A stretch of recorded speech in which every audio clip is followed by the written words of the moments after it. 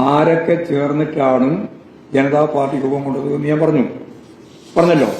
അതിൻ്റെ അകത്ത് സോഷ്യലിസ്റ്റുകാരുണ്ട്, ജനാധിപത്യവാദികളുണ്ട്, CFDയെ പോലെ ജഗജീവൻ റാമിന്റെ പ്രസ്ഥാനമുണ്ട്, സ്വതന്ത്ര പാർട്ടിയുണ്ട്, സോഷ്യലിസ്റ്റ് പാർട്ടിയുണ്ട്, അതുപോലെ ജനസംഘമുണ്ട്. ജനസംഘത്തിലെ ഒരു വിഭാഗമാണ് RSS. ഇവരെല്ലാം ചേർന്നതാണ് യഥാർത്ഥത്തിൽ ജനതാ പാർട്ടി. ആ ജനതാ പാർട്ടിയുമായിട്ടാണ് ഞങ്ങൾ സഹകരിച്ചത്. അതാ കാര്യം. RSS ഒരു പാർട്ടിയല്ലല്ലോ. നിങ്ങൾക്ക് എന്താ ഇപ്പൊ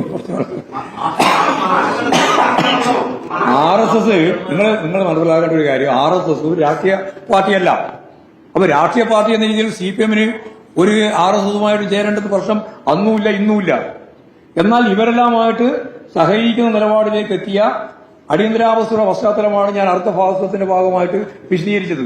അതിൽ ചേർന്ന വിഭാഗത്തെയാണ് ഞാനിപ്പോ നിങ്ങളോട് പറഞ്ഞത്. അതേ കാര്യമുള്ളൂ. ഇല്ലല്ലോ, ഒരു മാറ്റവും ഇതേ പറഞ്ഞത്. RSSുമായിട്ട് ഒരു ബന്ധവും രാഷ്ട്രീയമായിട്ട് CPMനില്ല. അന്നുമില്ല ഇന്നുമില്ല ഇനി നാളെയില്ല. അന്നുമില്ല ഇന്നുമില്ല നാളെയില്ല.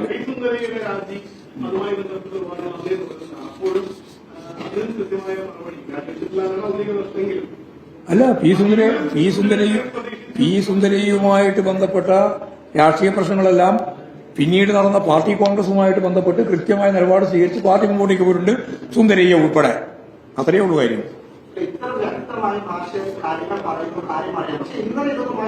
ഇന്നലെ തന്നെ ഞാൻ പറഞ്ഞത് ഇത് തന്നെയാണ്.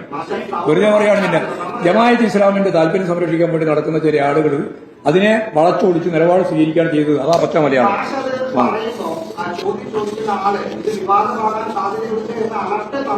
അത് ഇത് വിവാദമാവേണ്ട ഒരു കാര്യമില്ല.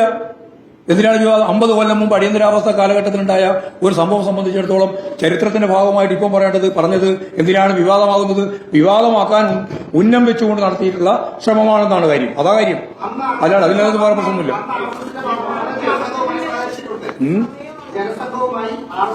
ജനസംഘമായിട്ടല്ല സഹകരിച്ചത്.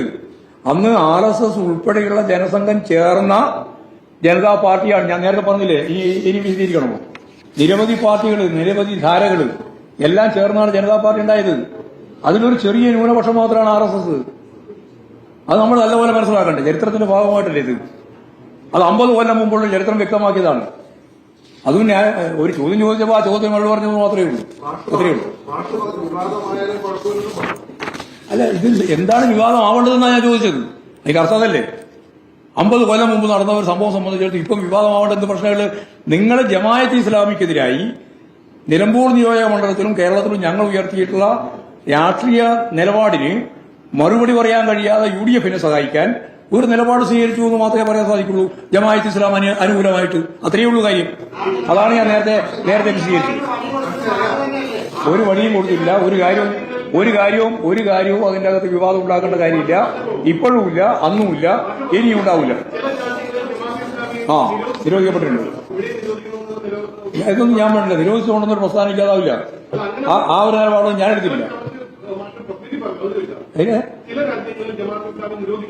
ഉണ്ട്. അല്ല, ഞാൻ അതിനെ അനുകൂലിക്കുന്നുമില്ല, പ്രതികൂലിക്കുന്നുമില്ല. കാരണം നിലപാടെന്താ പറഞ്ഞാൽ, ഒരു പാർട്ടിയെയും ഒരു പ്രസ്ഥാനത്തെയും ഒരു ആശയത്തെയും നിരോധിച്ചുകൊണ്ട് അവസാനിപ്പിക്കാൻ സാധിക്കുന്നതല്ല. എത്രയോ പ്രാവശ്യം നിരോധനത്തിന് വിധേയപ്പെട്ട പാർട്ടിയാണ് കമ്മ്യൂണിസ്റ്റ് പാർട്ടി. എന്നിട്ട് കമ്മ്യൂണിസ്റ്റ് പാർട്ടി ഇവിടെ ഇല്ലാതായിട്ടില്ലല്ലോ. അത് തന്നെയാണ് ചരിത്രത്തിന്റെ ഭാഗമായിട്ടുള്ള, അതാ പറഞ്ഞത്, ചരിത്രത്തിന്റെ ഭാഗമായിട്ടുള്ള ഏറ്റവും പ്രധാനപ്പെട്ട കാര്യം അതാണ്.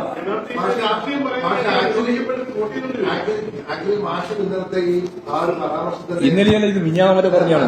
നിങ്ങളിപ്പോ ഒരു ആവശ്യത്തിന് വേണ്ടി ഉപയോഗിച്ചു നോക്കണം. അല്ല, അവർ ചോദിച്ച ചോദ്യം എങ്ങനെയാണ് മാറ്റങ്ങൾ സംഭവിക്കുന്നത് എന്നതിനെ പറ്റിയാണ്. രാഷ്ട്രീയ മാറ്റം എങ്ങനെയാണ്, അതാണ് അതിന്റെ അകത്ത് ഏറ്റവും പ്രധാനപ്പെട്ട കാര്യം. അങ്ങനെ എല്ലാം ഒരു ഒരേ ദിശയിൽ ഇങ്ങനെ നിൽക്കുകയല്ല ചെയ്യുക. രാഷ്ട്രീയം പലതരത്തിൽ മാറുക ചെയ്യുക. മാറ്റത്തിന് വിധേയപ്പെടാതെ ഒന്നും തന്നെയില്ല. അപ്പോൾ എങ്ങനെയൊക്കെയാണ് മാറുന്നത് എന്ന് പറയുന്നതിന് വേണ്ടി ഞാൻ ചൂണ്ടിക്കാണിച്ച ഒരു ഉദാഹരണം മാത്രമേ ഉള്ളൂ. അതിനെ പർവ്വതീകരിക്കാൻ വേണ്ടിയിട്ടുള്ള, തെറ്റിദ്ധാരണ ഉണ്ടാക്കാൻ വേണ്ടിയിട്ടുള്ള ശ്രമം നടത്തിയെന്ന് മാത്രമേ അത് കാണേണ്ടിയുള്ളൂ. അതാണ് അത് സംബന്ധിച്ച് പറയാനുള്ളത്. ശരിയാണ്. ഇനി അതിന് വേണ്ടി വേറെ ഉത്തരം പറഞ്ഞു. അല്ല, RSS ഉൾപ്പെടെയുള്ള ജനവിഭാഗങ്ങൾ ഉൾക്കൊള്ളുന്നതായിരുന്നല്ലോ ഞാൻ ഈ പറഞ്ഞ വിഭാഗങ്ങളെല്ലാം. നിങ്ങൾക്കെന്താ പറയാൻ മനസ്സിലാ? RSSുമായിട്ട് ആരും രാഷ്ട്രീയ കൂട്ടുകെട്ടുണ്ടാക്കുമോ? ഉണ്ടാക്കിയിട്ടുണ്ടോ? ഇല്ലല്ലോ.